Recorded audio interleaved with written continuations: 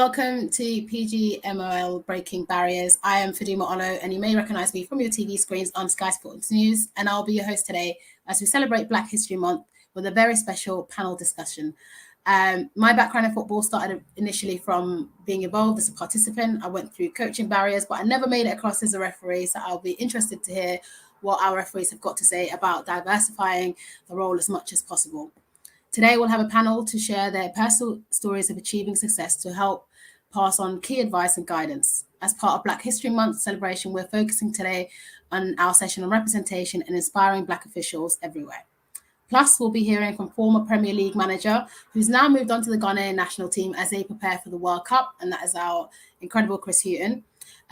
He will be joined by Leon Mann very shortly on that. But first, to tell us more about the Breaking Barriers series and why more work needs to be done on diversity, I'd like to welcome Managing Director Mike Riley. Morning, Fadima. Morning, how are you? Very good, thank you. You? Good, I'm very good, thank you. Thanks for joining. I guess just to get straight into it, I wanted you to explain a little bit about obviously the importance of this session and kind of why we've got this wonderful team of panels together to celebrate Black History Month. Yeah, if you take Breaking Barriers, what we're trying to do is we recognise that refereeing, particularly at the elite level, isn't as diverse as it should be. And yet we have a number of really good officials at all levels from diverse backgrounds who don't get to showcase the work that they do and the contribution they make to the game. And Breaking Barriers gives us that opportunity. And today we're really fortunate with Joe Ross and with Lauren Impey. We've got two great people who can talk about their experience in the game and hopefully inspire other officials from diverse backgrounds to see refereeing as a career opportunity for them. Amazing. And also what kind of work is being done to inspire young Black people to join, obviously, refereeing as a career path or even as a hobby for them? Yeah, we have a major project going on at the moment called Elite Referee Development Plan, which is all about how do we give opportunities for everybody who is interested in refereeing to achieve their ambitions. And one of the key strands within that programme is to increase diverse representation throughout refereeing. So we're working very hard with the FA in trying to create the pathways for Black and Asian officials to come through. And recently recruited a head of diversity in Aaron Williams, whose whole remit and actually his whole passion is increasing diversity in refereeing and making sure that we create every possible opportunity for people from diverse backgrounds to recognise that refereeing is for them and to make sure that we put the support around them so that they can realise their ambitions. Amazing. So it sounds like there's lots of great work being done behind the scenes to try and diversify and bring in as many people from different ethnic backgrounds into refereeing as possible. Thank you so much, Mike, and a huge pleasure to talk to you today. And obviously, we're going to be chatting lots more about this and get some more insight from some of our amazing panelists today.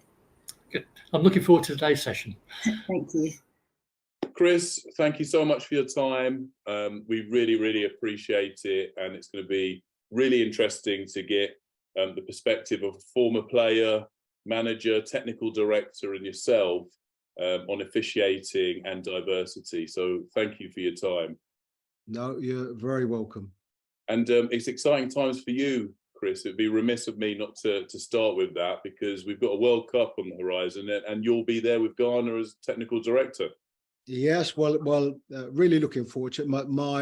My actual role is technical advisor. So people have asked me, what does that mean? Because obviously most people know me as a manager and a coach, and this is a completely different role for me, a different direction. So probably the best way to sum it up would be, how I see my role. We have a very good coach in Otto Adu.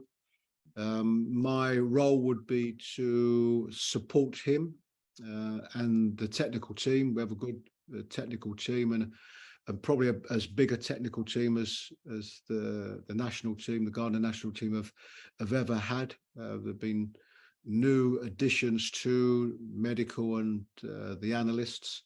So all of that's sort of very exciting. But it's really just, as I say, to give Otto the support, advice at times. I shall be very much involved with the technical staff, and also some of the logistics and the organisation going through to the World Cup. That's important, that we get everything right, and also to be that that bridge between Otto and the association, but mostly to take as much pressure off of Otto as possible. Well, with Ghanaian relatives, I'll be cheering on Ghana as well as England, of course. Yes, so can be your second team. Yeah, absolutely, absolutely. It would definitely be my second team. But moving on to officiating, and of course we'll be watching the officials at the World Cup, because that's fascinating, seeing the different officials from around the world. But this month we saw Sam Allison as the fourth official in the Premier League. So that's the first black official we've had since Uriah Rennie. Chris, how important is it to have diversity in all areas of the game, including officiating? Well, first and foremost, it's when you put it that way, and the length of time, you know, from Uriah Rennie, who of course I remember very, very well, and I've seen him on lots of other occasions. But when you think of that time, then of course the first thing that comes to mind is the questions why. Mm. And you know, I think that's a very sort of deep-rooted subject as regards, you know, why there are not more young black and ethnic individuals, either, you know, those that have decided not to be playing anymore, or those that didn't play in the first place, taking it up. So I think that's the first question. But for me, the obvious importance is the perception. Mm-hmm. And I think if you are a referee, you know, first and foremost, you want to be seen in a good light as somebody that works hard to get the right decisions, and so on. And we all know it's, if we talk about it as professional, it's a very difficult profession. So I think it's about perception, it's about image, and certainly an image is, you know, in a day and age when we have so much of the playing staff, so those that are footballers that are performing on the pitch are from a black and ethnic background, to see so little when it comes to officiating. And also it's a global sport now. It's a global sport. This game is showed all over the world, and in what are predominantly black and ethnic countries with diversity. So I think all of these things make it important that the image is a good image. Absolutely, and all parts of the game are working together with the PGMOL, with the FA, to see how we can change this dynamic where there's a lack of diversity at the moment. And through our Breaking Barriers series, we've spoken to lots of different people of different ethnicities, lots of different backgrounds, lots of different protected characteristics, to highlight some of those role models as part of the work that's ongoing. And, you know, it's interesting because when we talk about diversity, we sometimes don't look at the business case for it. But do you think, you know, having an increased diversity of officials will actually help with the level of performance, which is ultimately the bread and butter of football? Will we see better officials generally by having greater diversity? That's a difficult question, because the answer is probably yes or no. No, as regards to what you would like to think is that anybody that's officiating in any particular role at any stage, you know, has a level of ability, and that shouldn't change, you know, on, you know, whether that's a black referee or not a black referee, somebody of color or not somebody of color. So that shouldn't change. But I think some of the dynamics around officiating, some of the dynamics are around communication. They are around personality. They are around, you know, how players see you. So a question is that when a player is being officiated, being refereed by somebody they know is one of the top referees, you know, are they different? Is there a different behavior pattern to him than what there is for somebody else? And I think the answer to that one is yes. So that means that there is a connection. There is a connection between officials and players, and that can be good and bad.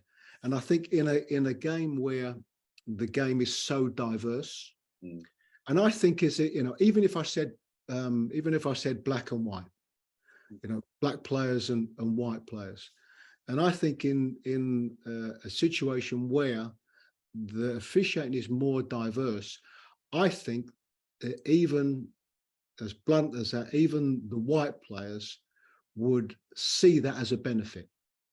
They would see that as a positive, and so I think them lines of communication, that engagement between officials and the players, I think would be better, and that's all part of course, officiating the game. Even though we all know it's about making them good technical decisions.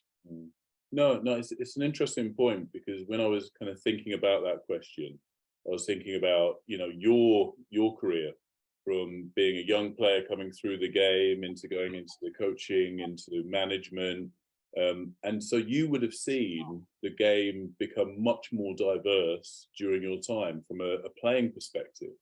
And this might be a controversial question, because the standards of football have always been high in this country. But do you feel that by diversifying the playing or the players, that we saw the level of the game begin to increase even further?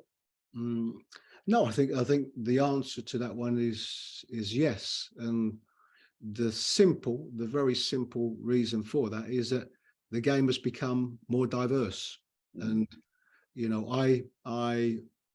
and of course this is not the average situation, but I look at a game last night that Crystal Palace against Leeds, and I see 8 black players playing for Crystal Palace. So those 8 black players playing for Crystal Palace are not playing for them because they're black. They're playing for them is because at this particular moment they are the 8 of the best 11 players in that team. Yeah. So I see the way that the game has changed. It has become more diverse, which has given us, I think, so many more positives. But ultimately, everybody wants to do well. The teams want to do well. So if for any team that's a diverse team, it's because those are the best 11 players at any given time. So there is no doubt the facts show that diversity has enhanced the quality of our game, for sure. I mean, the PGMOL are doing a number of different things to, enhance the level of refereeing and officiating across the board. One of which is putting together a development group, identifying officials who have high potential and working with them, giving them more support to make sure that they can have accelerated development to get the best possible from them as quickly as their development will allow. That group is diverse. It was really important that group was diverse. So that group includes men and women, people of all ethnicities as part of that group. Do you see that as a good idea? Do you think that's something that can work in terms of adding extra layers of support to help those individuals who have high potential? I think it's a very good idea, because ultimately it's about, and I applaud the concept and the work and the endeavours to get more diversity into officiating, and it's a must. And I think probably I don't think there are anybody that wouldn't see that in the modern game and in the modern world. But I think if you are somebody that has that type of potential, and of course if you have that type of potential, although you're being helped, you're also being judged, and if you're being judged, you have faith in the people that are judging you. And I think if that judgment and that education is from a diverse group itself, then I think that sets a different tone. Yes. And I think that sets a different tone. I think that gives, and remember, when we speak about diversity, it is about everybody.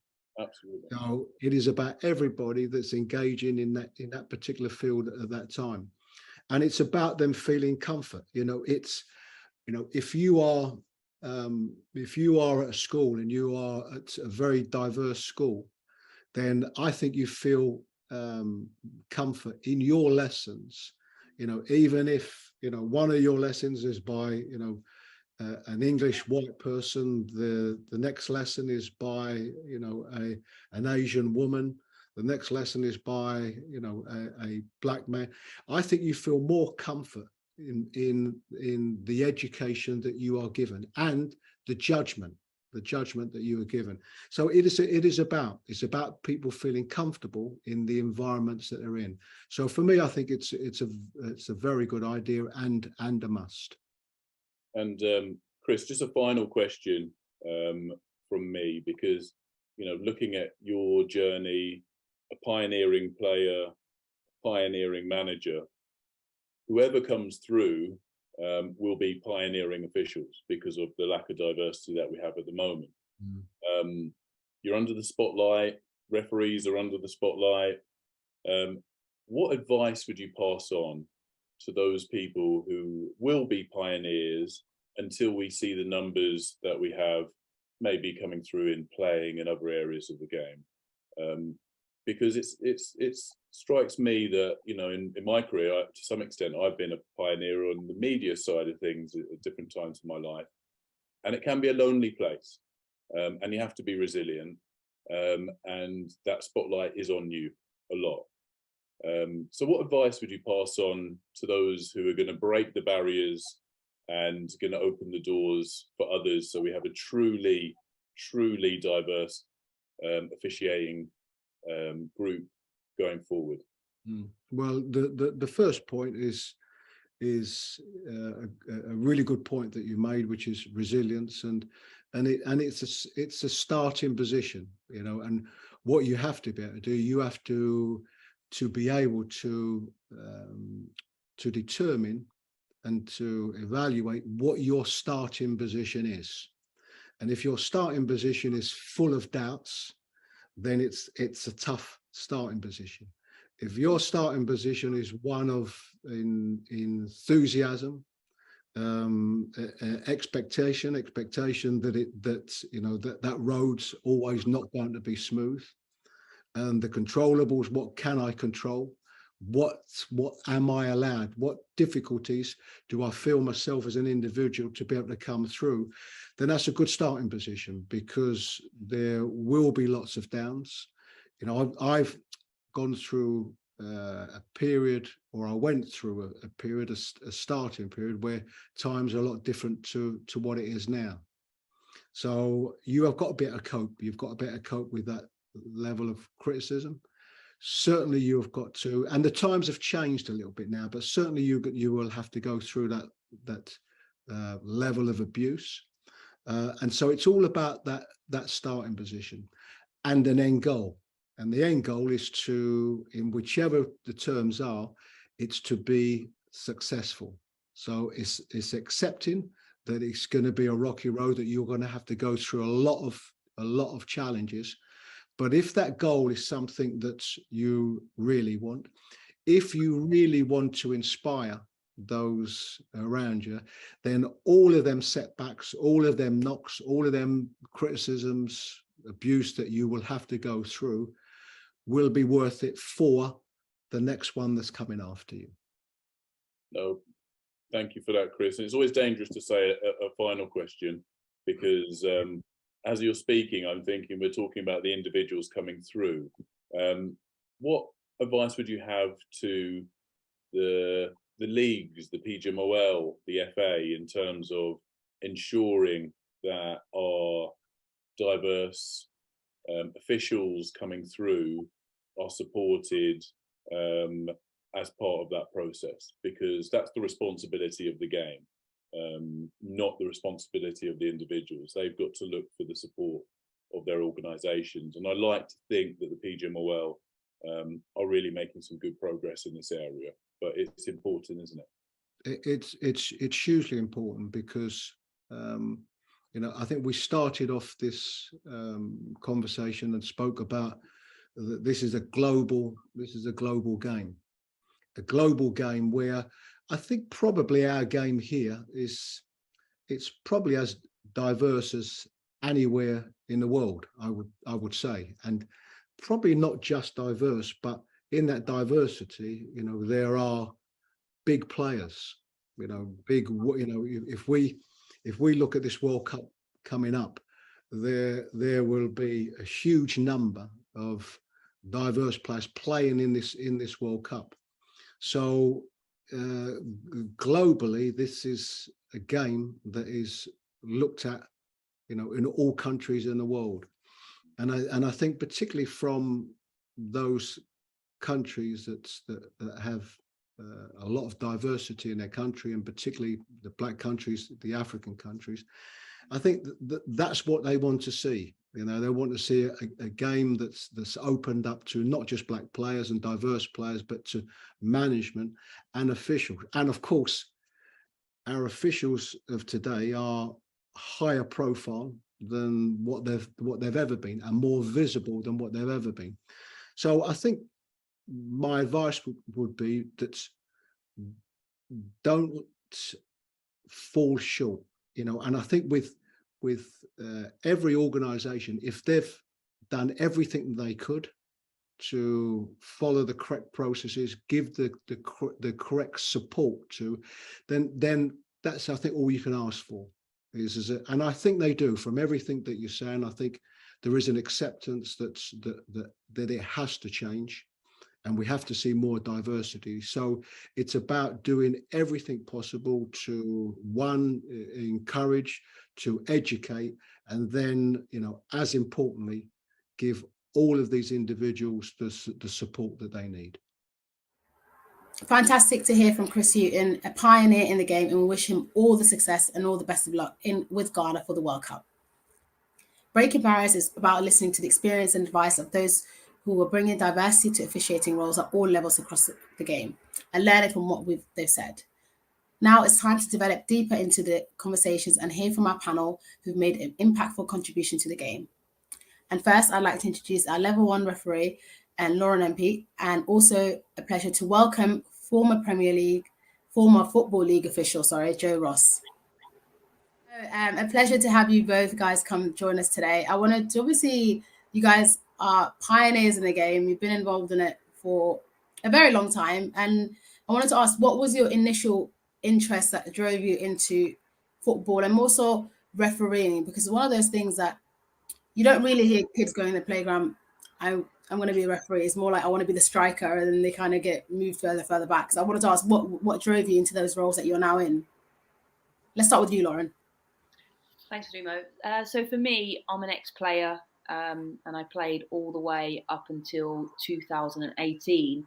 But it was actually a game in 2015 whereby I wasn't happy with a decision. But let's be honest, I never am happy with decisions. At least when I was a player, I wasn't. But I just decided that I either needed to quit complaining about it or do something about it. So I opted to take up the whistle with Northamptonshire FA in 2015 and hopefully drive the change. Amazing. What about yourself, Joe?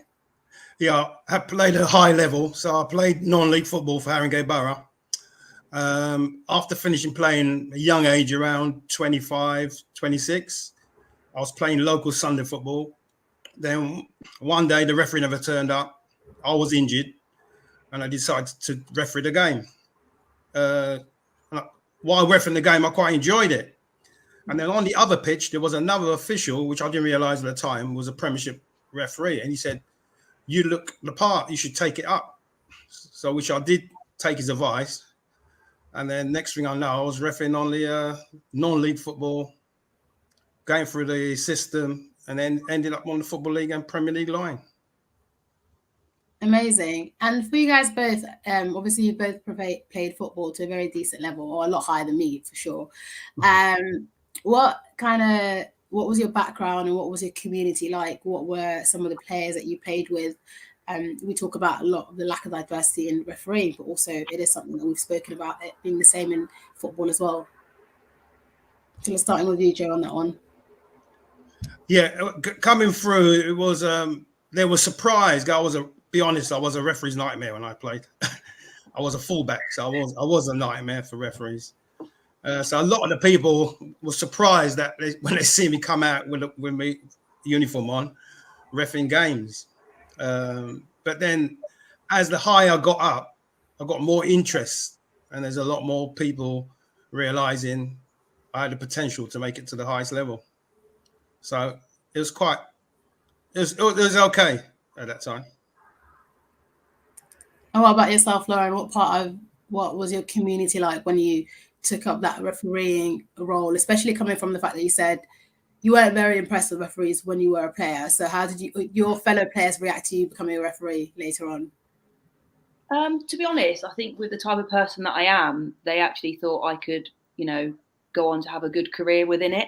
I mean, similarly to Joe, I was exactly the same, a referee's nightmare. But I was always somebody as a player that was extremely fair and passionate and just strive for the highest expectations and wouldn't stop until I've achieved them. So, yeah, they were fully supportive of me. Even when I see them, at games or when they've come to watch, they'll give their honest opinion and what they think. And one of the key things for me is they seem to say that I still see it through the eyes of a player. And I do think that gives me a little bit of an advantage because I'm still able to recognise through the player's eyes what is a foul and what would I be expecting here. Amazing. Joe, for yourself, as obviously a young black man in the world of refereeing, did you find that there were lots of other black referees involved? Or was it just you felt like it was just you, and how was that experience for you? At the time of reaching the high level, I was the only black official on the Football League in London at the time when I got there. Going into rooms, I was the only black official, but it didn't hold me back. I had confidence in myself. But now the way the system's changed, which is we got the BAME referee support, which helps young black referees. I'm a referees coach as well. So I got four referees which I coach. So now the system's changed completely. You're not out by yourself anymore. Yeah. So the referees now have got a better way of making the ladder than we had. Yeah, absolutely. And Lauren, for yourself, what was it like for you when you were coming through? Did you have like a similar type of experience, or was it a little bit more different for you? Okay, so for me, Fadumo, this is opening up a can of worms, but I actually didn't know that I was mixed race until February 2021. I completed a DNA ancestry test because I was intrigued about who I was, because I'd had many a conversation throughout my childhood with individuals from a diverse background saying, you are mixed race, you're not white, why are you saying you're white when you're not, etc. And I had so many unanswered questions. So I actually did the DNA ancestry, and lo and behold, it came back that I was mixed race, was and am mixed race. Didn't actually know who my father was at that time. And for me, my best friend asked who she is black, and she's always been like, Lauren, you are. And I'm like, I might well be. And then when I shared that information with her, she was like, are you going to search for who your dad is? And I just said to her, I was like, it's going to be like searching a needle through a haystack. But for me, first and foremost, it was just such a relief that actually I could start to look in the mirror and actually see who was looking back at me, because all those years prior, I had absolutely no idea. And I would go as far as saying that it was impacting absolutely everything that I did on a daily basis, because I just didn't feel like I had a place in which I belonged. And then when I got the test results back, that was actually in August 2020. Then fast forward to February 2021, an individual had also completed the test, and it had come up that we were related in some way, shape or form. And lo and behold, long story short, it ended up being that their brother is my dad. Oh, so wow. I went from finding all that information out, and again in that moment I literally just cried, because for me it answered so many questions that had been burning within me, from a very young age. It brought back all the conversations that I'd had with individuals. It also brought back some negative situations where I felt as though I had been treated differently to that of my peers, But as somebody who at the time identified as white and was within, you know, an all white space, if that makes sense, I couldn't really understand it. And now I can look back and think, well, that may have been a definitive reason, sadly, but that might have been one of the reasons for why I was treated differently, why I was sometimes taken to one side and said, you know, that the way I conduct myself, it needs to be different from that of my peers. But, you know, I just couldn't understand it. So, yeah, for me, refereeing in 2015, I had no idea of this, but now that I know what I am and working within the PGMOL, you know, I do think they are doing a really good job, you know, of making sure that anything from prior is not forgotten about, because it's important to remember how things were previously done. But now, you know, historically, it's always been the way in which boardrooms were around the table for why there would be underrepresentation. And I do genuinely feel within the PGMOL that is changing.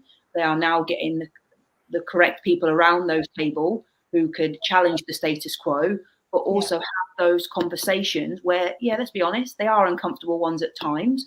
But as long as it comes from a place of education and it helps to get everybody on the same page, then I can't see anything but positives from it, you know. And as Joe's already mentioned, and Mike did earlier on in his introduction, with the introduction of the ERDP, there's also what's called a increased diverse representation group, and they are taking that very seriously. So yeah. Incredible, Lauren. And just for you, with everything obviously that you've gone through with finding out your identity and having all of those question answers, how do you now feel in your role as a referee? To be honest with you, myself as a person, I just feel that I know who I am, and I think that has manifested extremely positively in all walks of life for me, you know, particularly that of refereeing. So, you know, before, people used to ask me, you know, who are the officials that you look up to? And my answer was always none. And it was always none even before I found out what I now know, because no one looked like me. But hopefully now, through the position that I've worked hard to get myself into, you know, now one of 3 black officials officiating within the women's game alongside both Aaron Ford and Ade Soné, then, you know, it means that existing referees, but also any new referees that are coming through within the women's pathway, can actually see that they can achieve it. And for me, that's the most important thing, you know, being able to leave something in a better place than you found it. Lauren, we often hear that greater diversity makes better business, which is what Chris Hughton touched on just earlier on in the clip about the world of sport. Do you agree with that statement? Yeah, most definitely. I mean, you've only got to look into, again, it comes off what Joe's just said, you know, the point about diversity within the game, you know, from a coaching perspective, but also, you know, in terms of managers, but also, you know, from a playing perspective. You know, Rebecca Spencer has come out recently, plays for Tottenham Hotspur, and talked about the lack of diversity within the women's game where coaching and playing is concerned. Now, hopefully, next time we'll be included as match officials, because I do think there obviously is a lack of representation there. But I think having better representation and more appropriate percentage figures will only enhance the game, because from all walks of life, we can bring something, you know, our experiences we can share with others, and it can only be for the greater good, in my opinion.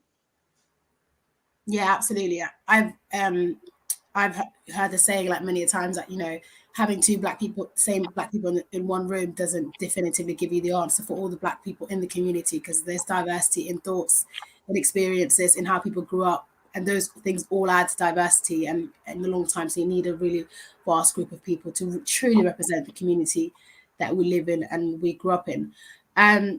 For you both, I just wanted to ask, what have been some of your highlights and things that you really enjoyed in your respective careers? Because I think it's something that we don't get to talk about very often, is about what we're proud of. Who's first? I'll start with you, Joe. Oh, well, the highlight of the career was actually getting onto the Premiership line as a AR on the Premiership. When you receive that letter to say you're actually on the Premiership, that was a massive achievement. After reffing on non-league football, and then all of a sudden you're in front of 60 and 70,000 people. So that was a massive achievement. And now, what I'm doing now in the game is as a FA core coach, I've got 4 young guys that I'm putting through the system, and if they get to where they want to be, that'd be a proud moment for me.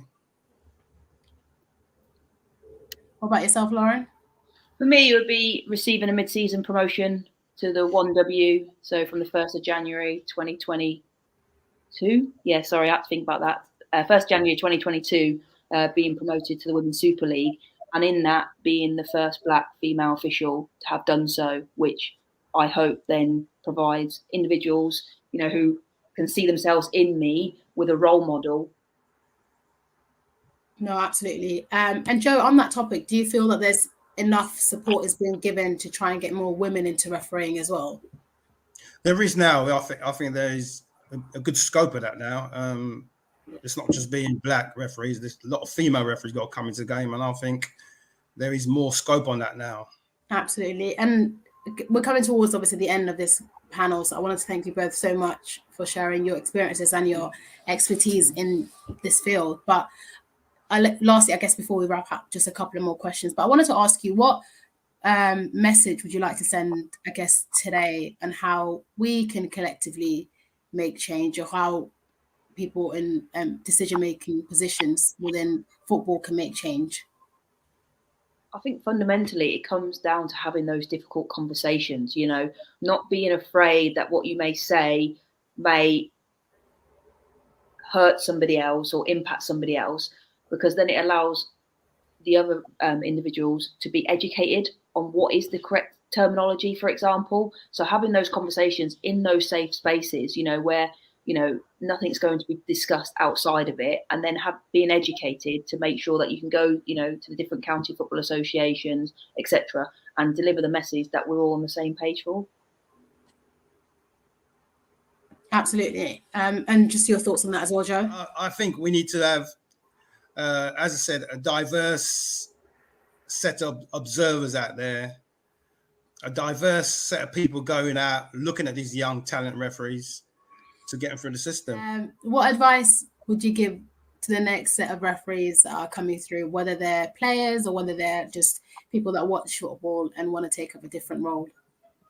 Well, first of all, for me personally, it's the best time to pick up a whistle or a flag. It genuinely is, with the work that's going on behind the scenes, as we've already spoken much about, which is, the ERDP, and also the individuals that are on the ERDP and the expectations they have of themselves, which they should, and the expectations the likes of myself and others have of them.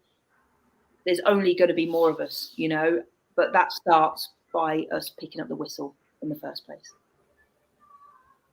And Joe, you're a veteran in the refereeing game, so what would your advice be? The advice would be to be strong. You're going to get a lot of criticism, but you've got to override the criticism and just go out and do your game, and don't worry about observers in the stand. Do your own game and enjoy it. Enjoy every game you do, because once you get up to the high level, the time just goes.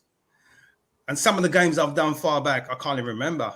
That's because you're in the system, and it's game after game after game. You're on TV shows, on TV matches, and you don't even know the games you're on. So just go out there and enjoy it. Enjoy every minute and be strong. Enjoy every minute and be strong seems like great points to end this on. So I just wanted to thank you guys so much for that. And that concludes our special panel to celebrate Black History Month. Thank you both for your input, your guidance, and all the inspiration you've given us today, and for taking the time to join this panel. As someone from an underrepresented group, I guess like you all, I know what that means and how important it is to kind of see it to believe it. And I hope that Breaking Barriers is sending a clear message to all of those watching and listening that refereeing is a reality for everyone. And there is a career path for everyone to be involved in football in some type of capacity. I've been your host, PGMOL, and thank you guys so much for watching. And yeah, enjoy the rest of Black History Month.